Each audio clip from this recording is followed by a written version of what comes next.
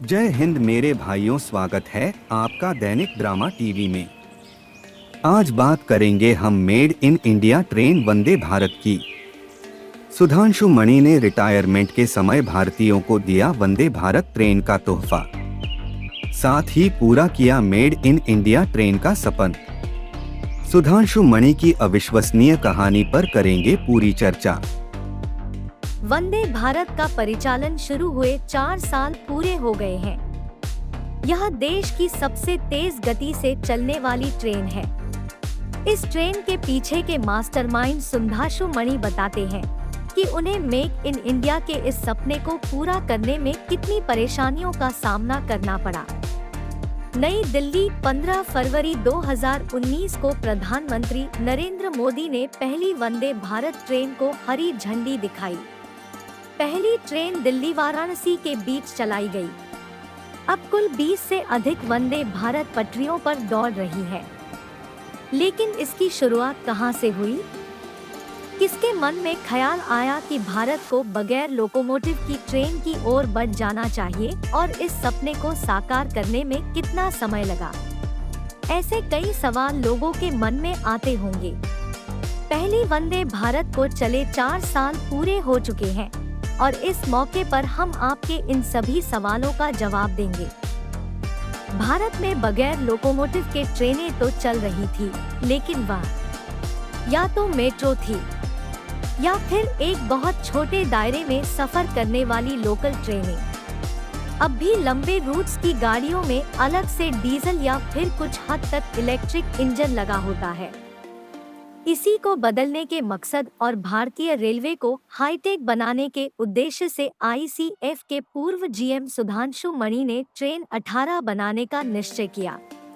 हालांकि इसे बनाने का सफर इतना भी आसान नहीं था।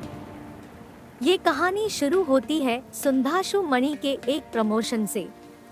एक यूट्यूब चैनल को दिए अपने इंटरव्यू में वह बताते हैं कि वरिष्ठता के आधार पर उनके प्रमोशन का समय आ गया था और उस समय 3 पद खाली थे।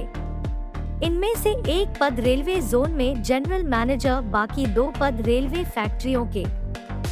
बाकी 2 में से एक पद इंटीग्रल कोच फैक्ट्री चेन्नई के जीएम का था। रेलवे बोर्ड के तत्कालिक चेयरमैन की उम्मीद से उलट मणि ने आईसीएफ का ही प्रभार मांग लिया।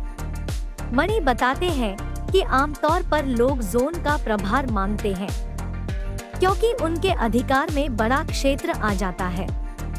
इस तरह वह इंटीग्रल कोच फैक्ट्री पहुंचे। मणि कहते हैं कि कोच फैक्ट्री में कार्यरत लोगों के पास भरपूर प्रतिभा थी। वह एक ही तरह का काम करके थक चुके थे और ये मायूसी उनके चेहरे पर दिखती थी।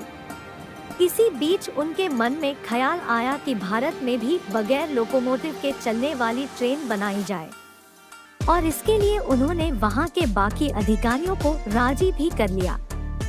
वह बताते हैं कि विदेशों में ऐसी ट्रेनें पिछले 20-25 साल से बनी रही हैं और भारत में भी इन्हें बनाने का समय आ गया था।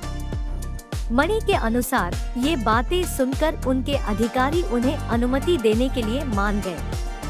उन्होंने कहा कि शाम तक उनके चेन्नई पहुंचने से पहले वंदे भारत बनाने का अनुमति पत्र उन तक पहुंच गया और फिर शुरू हुआ वंदे भारत का सफर। इसके बाद लगभग 1 साल 5 महीने में ये ट्रेन पूरी बनकर तैयार हो गई।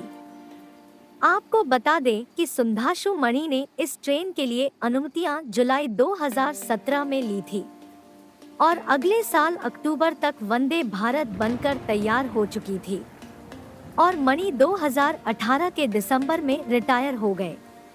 जनवरी 2019 में इसका टेस्ट रन शुरू किया गया और फरवरी में प्रधानमंत्री नरेंद्र मोदी ने पहली वंदे भारत को हरी झंडी दिखा दी। आशा करती हूँ कि वंदे भारत ट्रेन से जुड़ी यह जानकारी आप सभी को पसंद आई होगी। और भी इसी तरह की जानकारी के लिए सब्सक्राइब करें दैनिक ड्रामा टीवी और लाइक करें।